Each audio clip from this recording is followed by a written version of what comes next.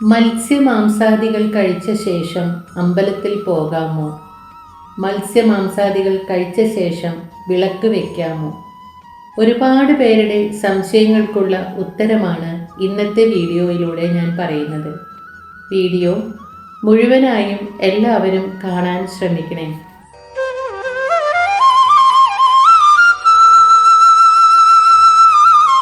നമ്മളുടെ വീട്ടിൽ വിളക്ക് കൊളുത്തുമ്പോൾ ശ്രദ്ധിക്കേണ്ട ചില കാര്യങ്ങൾ പറയാം. ഇന്ന് ഒരുപാട് തരത്തിലുള്ള വിളക്കുകൾ വാങ്ങാൻ കിട്ടും. മയിൽ വിളക്ക്, ലക്ഷ്മി വിളക്ക്, ഗണപതി വിളക്ക്, ഇങ്ങനെ പല ടൈപ്പ് വിളക്കുകൾ നമ്മൾ കണ്ടിട്ടുണ്ട്. അതുപോലെ കൊത്തുപണികളുള്ള വിളക്കുമുണ്ട്.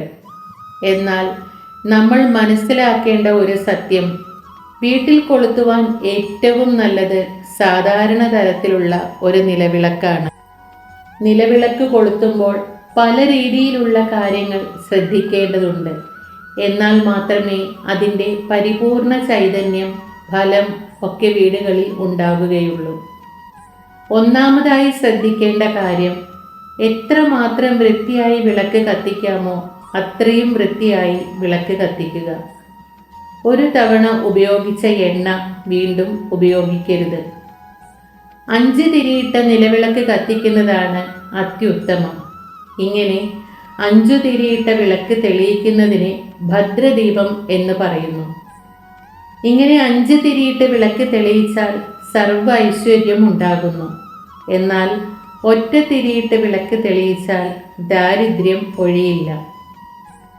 ഇനി കൈ കൂപ്പുന്നത് പോലെ 2 തിരി കിഴക്കോട്ടും അതേപോലെ തന്നെ 2 തിരി പടിഞ്ഞാട്ടും ഇട്ട് വേണം നിലവിളക്ക് തെളിയിക്കാൻ. അതിൽ യാതൊരു തെറ്റുമില്ല. രാവിലെ വിളക്ക് കൊളുത്തുമ്പോൾ കിഴക്കോട്ടുള്ള തിരി ആദ്യം തെളിയിക്കണം. പിന്നെ പടിഞ്ഞാറേക്കുള്ള തിരി തെളിയിക്കുക. വൈകിട്ട് വിളക്ക് വയ്ക്കുമ്പോൾ ആദ്യം പടിഞ്ഞാറേക്കുള്ള തിരിയാണ് ആദ്യം തെളിയിക്കേണ്ടത്, പിന്നെ കിഴക്കോട്ടും. എണ്ണയോ നെയ്യോ ഒഴിച്ച് നിലവിളക്ക് കൊളുത്താവുന്നതാണ്. എള്ളെണ്ണ ഉപയോഗിച്ചാൽ വളരെ നല്ലത്. ഇനി ശ്രദ്ധിക്കേണ്ട കാര്യം, പൊട്ടിയ നിലവിളക്കോ ചോർച്ചയുള്ള നിലവിളക്കോ കൊളുത്താൻ പാടില്ല. ഇനി പ്രധാന കാര്യത്തിലേക്ക് വരാം. മത്സ്യമാംസാദികൾ കഴിച്ച ശേഷം നിലവിളക്ക് കൊളുത്താമോ? അതേക്കുറിച്ച് പറയും മുമ്പേ, നിങ്ങൾ ആദ്യമായിട്ടാണ് എൻ്റെ ചാനൽ കാണുന്നതെങ്കിൽ ഒന്ന് സബ്സ്ക്രൈബ് ചെയ്യാൻ മറക്കരുതേ. പണ്ട് കാലം തുടങ്ങി തന്നെ മനുഷ്യൻ മിശ്ര ബുക്കാണ്. മത്സ്യവും മാംസവും പച്ചക്കറിയും കഴിച്ചിരുന്നു. പണ്ട് മനുഷ്യർ ഗുഹകളിൽ താമസിച്ചിരുന്ന കാലം തൊട്ട് തന്നെ മത്സ്യങ്ങളെ പിടിച്ചും വേട്ടയാടിയും ഒക്കെ കിട്ടുന്നവ ഭക്ഷിച്ചിരുന്നു. മാംസബുക്കുകളായിട്ടുള്ള പല മൃഗങ്ങളും നമ്മുടെ ദേവീദേവന്മാരുടെ വാഹനമായി നമുക്കറിയാം. മത്സ്യമാംസാദികൾ മനുഷ്യൻ കഴിക്കുന്നു എങ്കിൽ അത് ഒരു അധമ പ്രവൃത്തിയൊന്നുമല്ല. പക്ഷേ കഴിയുന്നതും ഇത് ഒഴിവാക്കുന്നതാണ് ഉത്തമം. ഇത് കഴിക്കുന്നതിലൂടെ നമ്മുടെ സ്വഭാവത്തെ വളരെയധികം അത് സ്വാധീനിക്കുന്നുണ്ട്. മനുഷ്യൻ മിശ്രബുക്കായതുകൊണ്ട് ഇത് കഴിക്കുന്നവർ ഇത് കഴിച്ച ശേഷം കുളിച്ച് ശരീരശുദ്ധി വരുത്തി വിളക്ക് കൊളുത്താവുന്നതാണ്. നിങ്ങൾ എന്നും വിളക്ക് കൊളുത്തുന്നവരാണെങ്കിൽ മത്സ്യമാംസാദികൾ കഴിക്കുന്നു എങ്കിൽ ഒരു 3 മണിക്കൂർ മുമ്പേയെങ്കിലും ഭക്ഷണം കഴിക്കേണ്ടതാണ്. ശാസ്ത്രീയമായി പറഞ്ഞാൽ നമ്മൾ കഴിക്കുന്ന ഭക്ഷണം ദഹിക്കാൻ 3 മണിക്കൂർ വേണം എന്നാണ്. ഇനി മത്സ്യമാംസാദികൾ കഴിച്ച ശേഷം അമ്പലത്തിൽ പോകാമോ?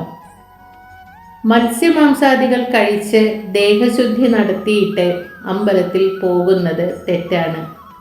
ഇനി അഥവാ ഉച്ചയ്ക്ക് കഴിച്ച് വൈകിട്ട് കുളിച്ചിട്ടാണ് അമ്പലത്തിൽ പോകുന്നതെങ്കിൽ മാക്സിമം അമ്പലത്തിലെ കൊടിമരത്തിൻ്റെ ചുവട്ടിൽ പോയി നിന്ന് തൊഴുന്നതാണ് നല്ലത്. അതിനപ്പുറത്തേക്ക് കടക്കാതിരിക്കുക. കഴിയുന്നതും ഇത് കഴിക്കുന്നവർ കാലത്ത് തന്നെ ക്ഷേത്ര ദർശനം നടത്തേണ്ടതാണ്. ഇത് വാദിച്ച് ജയിക്കാൻ വേണ്ടി പറയുന്നതല്ല കേട്ടോ. നമ്മൾ ചെയ്യുന്ന പ്രവൃത്തിക്ക് ഈശ്വരാധീനം കിട്ടാൻ, ദോഷങ്ങൾ മാറാൻ എല്ലാത്തിനും വേണ്ടിയാണ് നമ്മൾ ക്ഷേത്രത്തിൽ പോകുന്നത്. മറ്റുള്ളവർ എന്ത് ചെയ്യുന്നു എന്ന് ചിന്തിക്കാതെ നമ്മൾ എന്ത് ചെയ്യണം, നമ്മൾ എന്ത് ശീലിക്കണം എന്ന് നമ്മൾ തന്നെ തീരുമാനിക്കുക.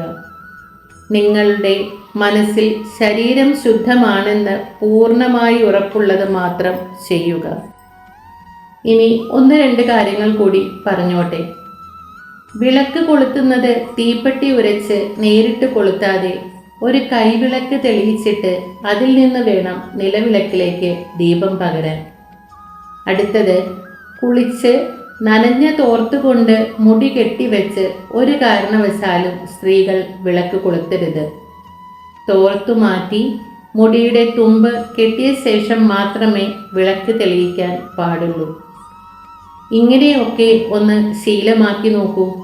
ഭഗവാന്റെ അനുഗ്രഹം എന്നും കൂടെ ഉണ്ടാകും. വിളക്ക് കൊളുത്തി ഒരു അരമണിക്കൂറെങ്കിലും അത് തെളിഞ്ഞു തന്നെ ഇരുന്നോട്ടെ.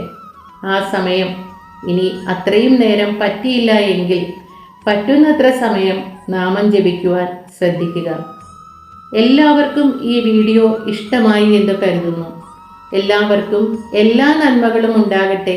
എല്ലാവരുടെയും ഗൃഹങ്ങളിൽ എന്നും ഈശ്വര ചൈതന്യം വിളയാടട്ടെ എന്നും പ്രാർത്ഥിച്ചുകൊണ്ട് സർവം കൃഷ്ണാർപ്പണമസ്തു.